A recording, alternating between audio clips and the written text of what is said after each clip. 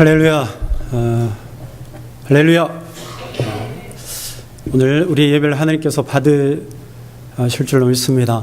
또한 우리의 아름다운 찬양 하나님 앞에 올려드렸는데 하나님께서 기쁘게 받으신 줄로 믿습니다. 항상 찬양의 삶, 하나님을 바라보는 삶을 살게 되는 저와 여러분들이 되기를 주의 이름으로 축원합니다.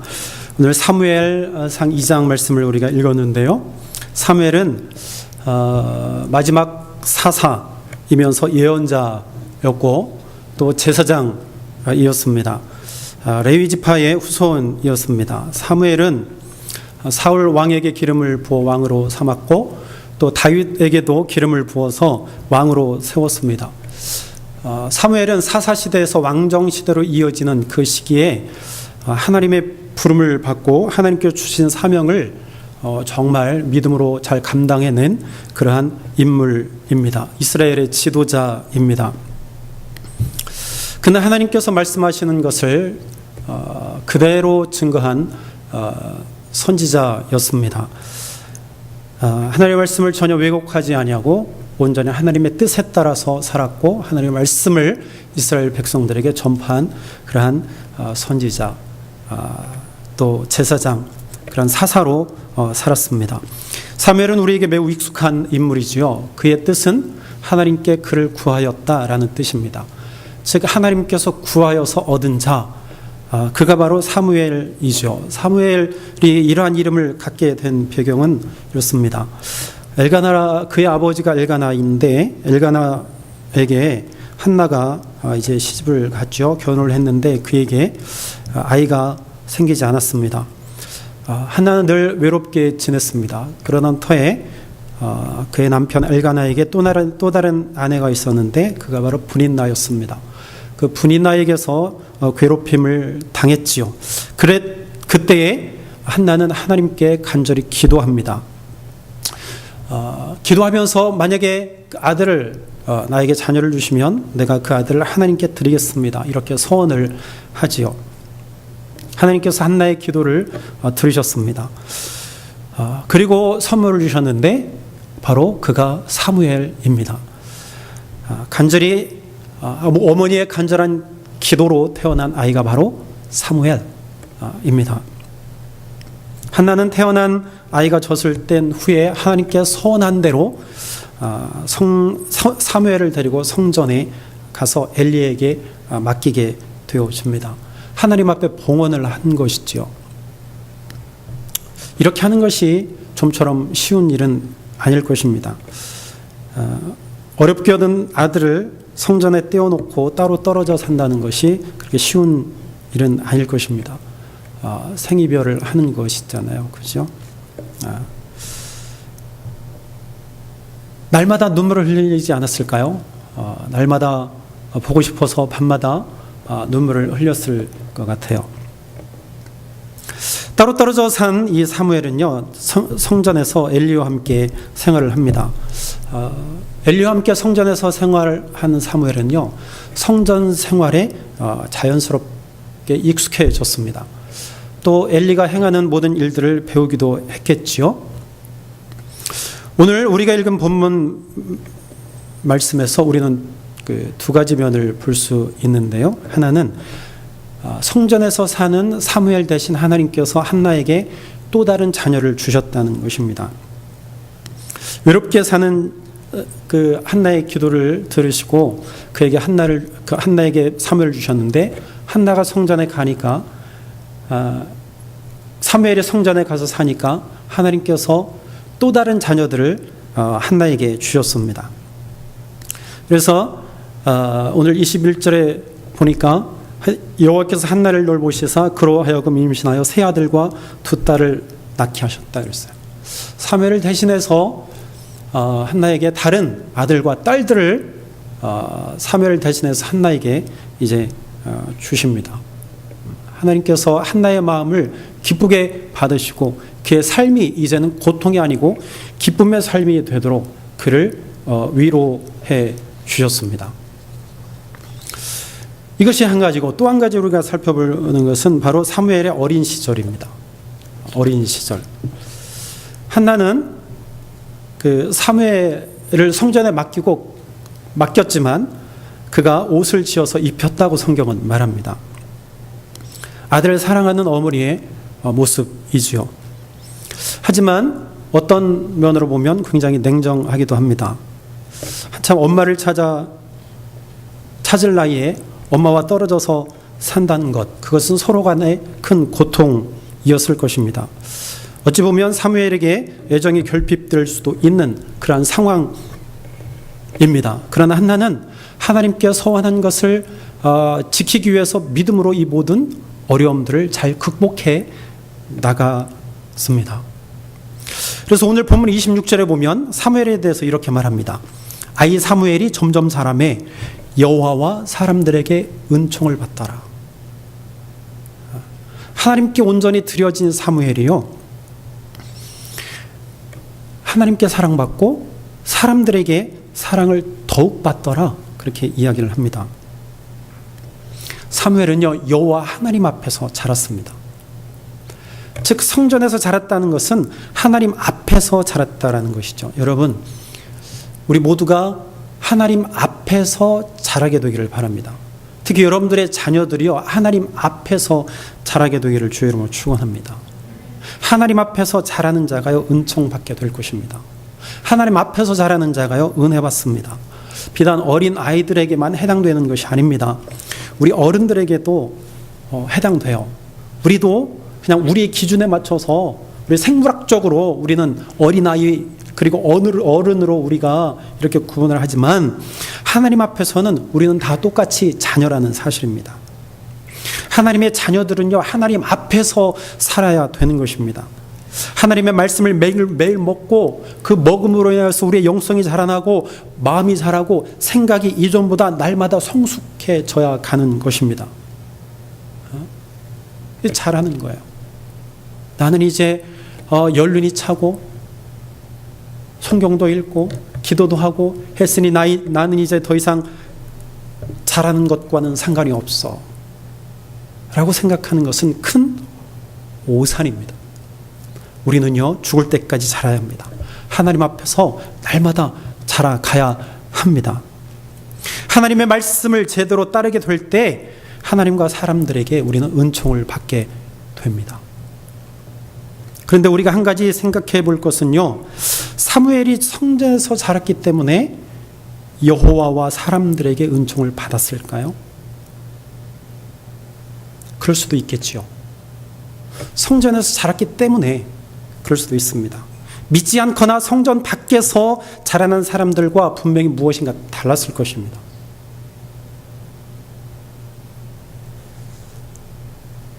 오늘 사무엘상 2장 전체를 살펴보면 반은 한나의 기도와 사무엘의 어린 시절에 대한 기록이고요. 그리고 우리가 읽지는 않았지만 나머지 반은 엘리의 아들들에 대한 언급을 하고 있습니다. 사무엘의 어린 시절을 우리가 잠깐 살펴보았습니다. 그러면 이제 엘리의 아들들을 우리 한번 살펴볼까요?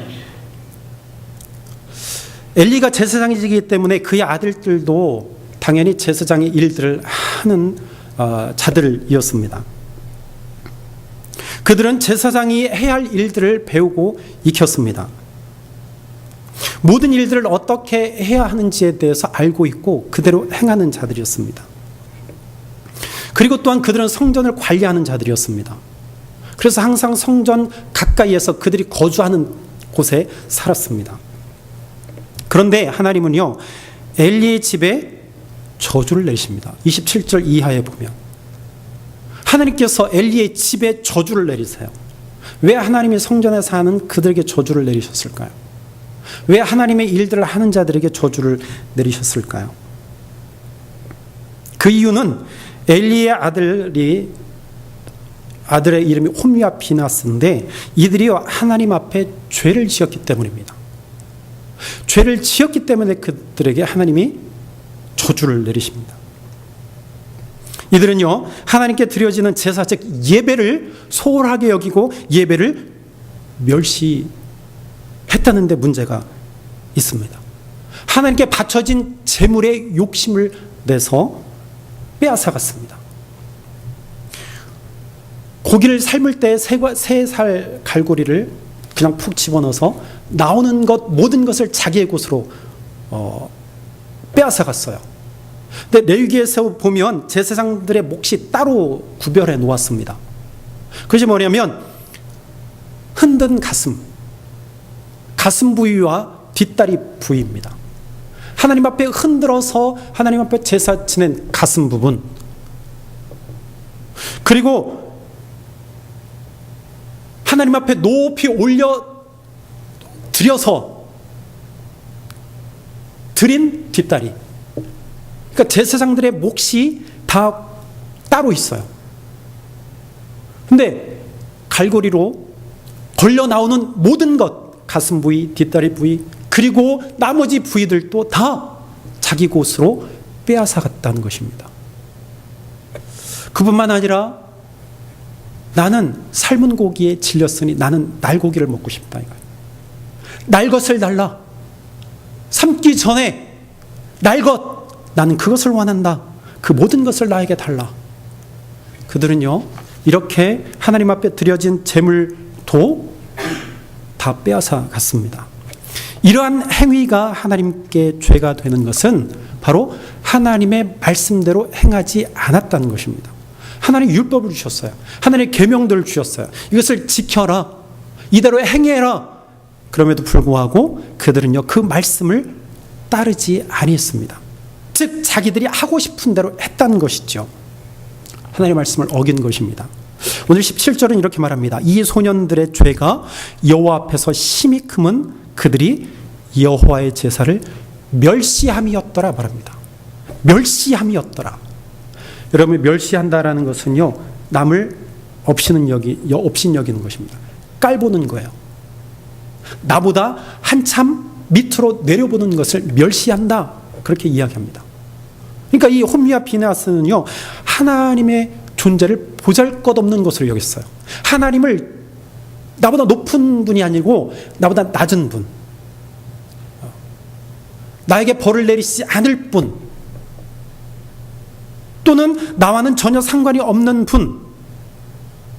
분으로 그들이 생각을 했습니다. 그래서 이것이 하나님은 그것이 죄가 된다라고 말씀하셨어요. 이것이 죄다. 그래서 하나님은요, 사무엘상 2장 30절에 이렇게 말씀합니다. 나를 존중히 여기는 자를 내가 존중히 여기고 나를 멸시하는 자를 내가 경멸하리라. 이게 하나님의 말씀이에요. 즉 나는 행한 대로 갚으리라. 나를 존중히 여기요? 그러면 나도 존중히 여길 것이고, 나를 멸시해? 그러면 나도 그들을 멸시하리라. 똑같이 내가 행하리라.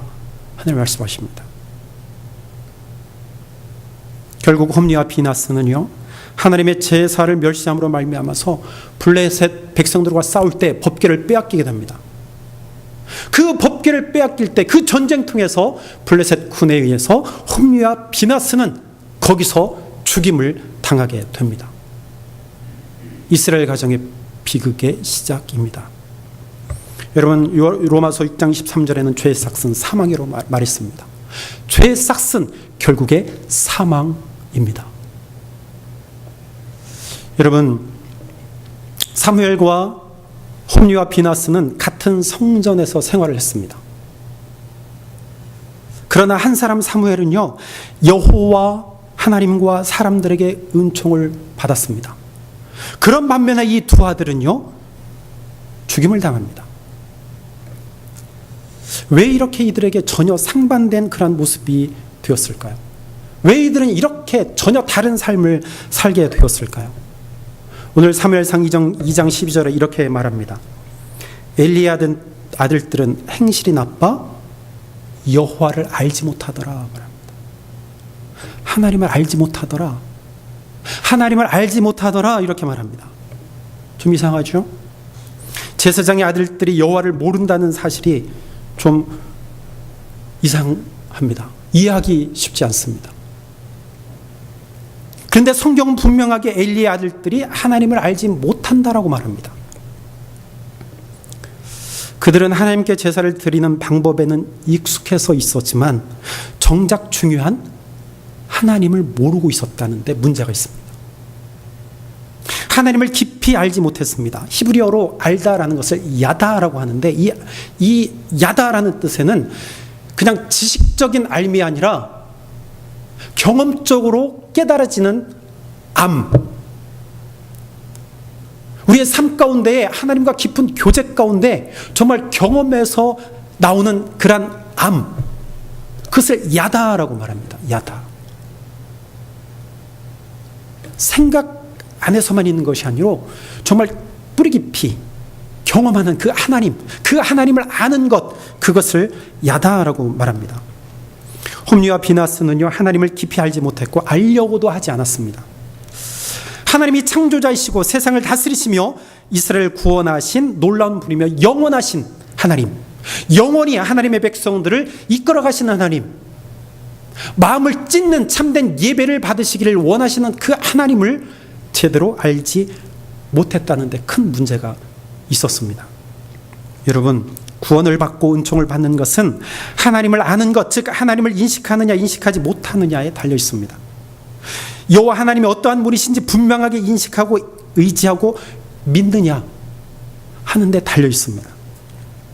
그저 하나님이라는 이름만 들먹이는 정도라면 문제가 있다는 거예요. 오직 하나님만이 참된 생명이십니다. 오직 하나님만이 생명의 근원이십니다. 라고 믿는 자가 하나님을 아는 자예요. 하나님을 진정으로 아는 자가 하나님을 찬양할 수 있고 하나님께 예배할 수 있습니다. 하나님으로 인하여 만족하고 하나님으로 인해서 기뻐하는 자는요, 예배를 멸시할 수 없어요. 우습게 여길 수가 없어요. 엘리의 아들들은요, 하나님을 정확하게 알고 있지 못했습니다. 오로지 자신들의 이익에만 눈이 멀어 몹쓸 짓을 하며 하나님을 멸시했습니다. 그러나 반대로 사무엘은요, 역사의 주인이신 여호와 하나님을 정확하게 알고 있었습니다. 사무엘은 성전에서 자라면서 여호와 하나님을요, 아버지로 알고 있었습니다. 하나님이 나의 아버지 되십니다. 육신적인 아버지가 있지만 참된 아버지는 하나님밖에 없습니다. 나의 영원하신 아버지는 하나님밖에 없습니다. 이 사실을 사무엘이 알고 있었다는 거예요. 사무엘은요, 하나님의 말씀이 희귀해질 때, 그리고 이상이 잘 보이지 않을 때 하나님의 음성을 듣고 그 부르심에 응답하고 하나님의 말씀에 따라서 순종하고 이스라엘 백성들을 하나님께로 인도하였던, 평생 하나님의 사람으로, 하나님의 붙들림 받은 사람으로 살았던 승리의 지도자였습니다. 사무엘은 사람과 하나님께 은총을 받고 살았던 위대한 지도자였습니다. 하나님을 분명히 알고 있었기 때문에 하나님께 은혜를 받았고 사람들에게 칭찬을 들었던 사람이었습니다. 여러분, 우리는 아이 사무엘이 점점 자라매 여호와와 사람들에게 은총을 더욱 받더라, 이 말씀을 들으면서 예수님의 모습을 떠올립니다. 누가복음 2장 52절에 이렇게 말합니다. 예수는 지혜와 키가 자라가며 하나님과 사람에게 더욱 사랑스러워 가시더라, 이렇게 말합니다. 누가는요, 예수님에게도 이렇게 정의 내렸습니다. 예수는 지혜와 키가 자라가며 하나님과 사람에게 더욱 사랑스러워 가시더라. 하나님께 칭찬받고 사람들에게 칭찬받는 예수님이다, 그렇게 예수님은 표현하고 있습니다. 오늘 이 말씀 이전에 41장, 누가복음 2장 41절부터 51절에 보면 예수님에게서 일어난 일을 소개하고 있어요. 예수님의 부모가 예수님과 함께 예루살렘에 올라갔습니다. 그리고 예루살렘에서 다시 고향 땅으로 돌아갈 때에 마리아와 요셉이 예수님과 함께 동행하는 것을 알고 먼저 나아갑니다. 그런데 3일 길을 가다가 뒤를 돌아보니까 예수님이 보이지 않았어요. 예수를 잃어버렸습니다. 마리아 요셉은 다시 예루살렘을 향하여서 되돌아갑니다. 그리고 3일 후에 예수님을 만나게 되는데, 예수님 어디에서 만났다고요? 바로 성전에서 예수님을 만나게 됩니다. 그리고 누가복음 2장 48절부터 51절에 보면 예수님과 또 부모와 대화하는 그러한 대화 내용이 언급되어지고 있습니다. 부모는 걱정하면서 찾고 있었다고. 내가 너를 3일 동안 내가 찾고 헤맸다. 예수님께 이렇게 말합니다. 그때 예수님께서 대답하시기를 49절에 보니까 어찌하여 나를 찾으셨나이까? 내가 내 아버지 집에 있어야 될 줄을 알지 못하셨습니까? 내가 내 아버지 집에 거하는 것을 왜 모르셨습니까? 여기서 예수님은요, 성전을 아버지의 집이라고 지칭하고 있습니다. 성전을 하나님의 집, 아버지의 집, 즉 나의 아버지의 집으로 그가 이야기하고 있다는 거예요. 예수님은요, 성전을 하나님 아버지의 집으로 이야기하는 것을요, 당연하게 생각했습니다. 예수님 12살 때에 하나님을 자기의 아버지로 알고 있었어요.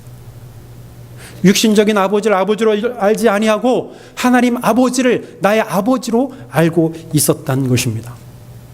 육신적인 아버지가 있지만 참된 아버지가 따로 계시다는 사실을 예수님은 알고 계셨습니다. 그렇지 않으면 이러한 고백을 할 수가 없습니다. 사무엘이 성전에서라면서 홈리와 비나스와 전혀 다른 삶을 살 수 있었던 것은 하나님을 정확하게 자신의 아버지로 알고 있었기 때문에 이러한 삶을 살았습니다. 즉 순종하는 삶, 말씀을 따르는 삶. 이와 같이 예수님도 하나님을 정확하게 알고 계셨습니다. 하나님이 나를 통해서 어떠한 일을 행하실지 정확하게 알고 있어서 그는 예루살렘 성전에 거하는 것을, 그리고 그곳이 아버지의 집이라는 것을 담대하게 자신 있게 고백할 수 있었던 것입니다. 그 하나님의 마음을 예수님이 알고 있었다는 것이죠. 온 세상을 사랑으로 품고 계시는 아버지의 마음, 그리고 세상을 사랑하셔서 아들을 보내시고 구원하실 그 하나님의 마음, 하나님 아버지의 마음, 그것을 정확하게 알고 있었습니다. 그래서 예수님은요, 그것을 알았기 때문에 천국 복음을 증거하실 수 있었고, 그 하나님의 마음을 알았기 때문에 십자가에 돌아가실 수 있었습니다. 또한 그 예수님은요, 우리가 하나님을 아바 아버지로 부를 수 있도록 중보자가 되어주셨어요. 그래서 이제는 예수 그리스도를 통해서 하나님께 나아갈 수 있는 길을 우리에게 열어주셨습니다.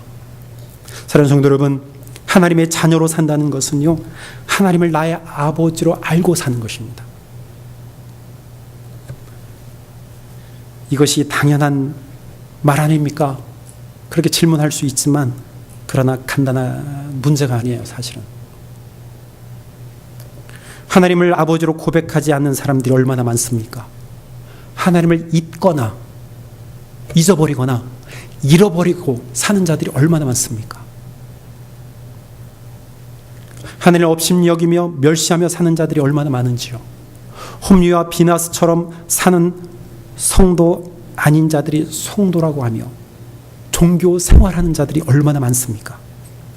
교회 생활에 익숙해져 그냥 그저 그렇게 왔다 갔다 사는 자들이 얼마나 많습니까? 여러분, 교회 생활에 익숙해져 있습니까? 정신 바짝 차려야 됩니다. 순간 우리에게 말씀하실 때 우리의 마음을 열고 들어야 됩니다.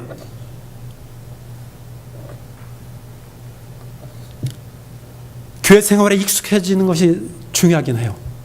초신자들은요, 빨리 익숙해져야 돼, 교회 생활에.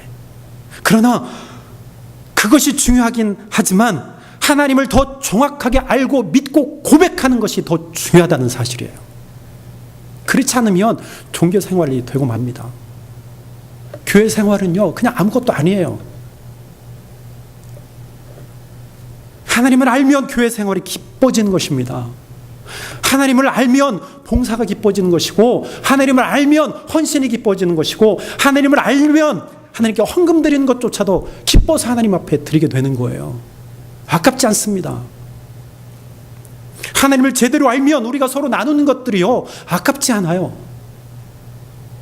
하나님을 모르기 때문에 아깝고 힘들고 고되고 고통스러운 것이죠. 하나님을 알지 못하기 때문에 불평이 생기고 불만이 생기는 것입니다. 사랑하는 여러분, 하나님을 아버지로 부르게 되기를 바랍니다. 나의 아버지, 영원하신 아버지. 우리가 어제 토요일 새벽에 시편 61편을 살펴볼 때 아버지 하나님이여 다윗이 그렇게 불렀다고 말씀드렸습니다.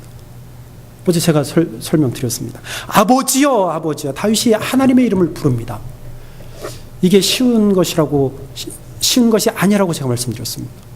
이 아버지여, 하나님이여, 하나님 아버지, 우리가 이렇게 부를 수 있는 것은요, 무엇이라고 말씀드렸습니까? 세상에서 참된 생명을, 참된 평안을, 참된 기쁨을 얻지 못한 자가 하나님을 바라보고 부르는 이름이라고 제가 말씀을 드렸습니다. 여러분, 세상에서 기쁨을 얻기를 원하는 자들, 세상에서 평안을 얻기를 원하는 자들, 세상에서 참된 만족을 얻기를 원하는 자들은요, 하나님을 아버지로 부를 수 없어요. 왜? 하나님보다 더 좋은 것들이 세상에 널려 있는데 하나님께 오겠습니까? 하나님의 이름을 부르겠습니까?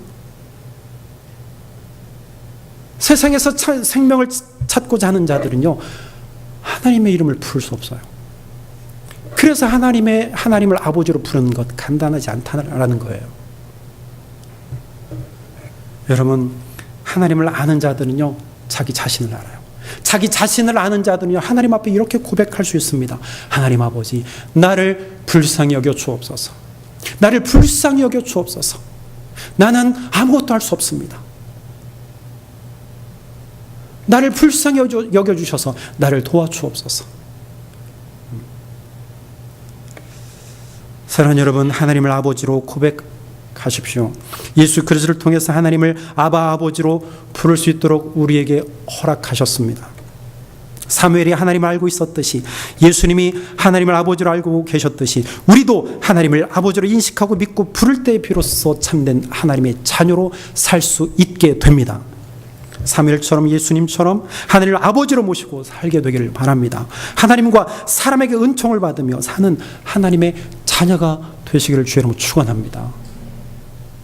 우리 한신교회에 속해 있는 성도들은요, 이렇게 하나님께 붙들림 받는 자, 정말 진로과 진정으로 하나님을 아버지로 부르고, 그래서 하나님께 축복받고 날마다 기쁨으로 살아가는 귀한 성도들이 되시기를 주의 이름으로 축원합니다. 기도하겠습니다. 하나님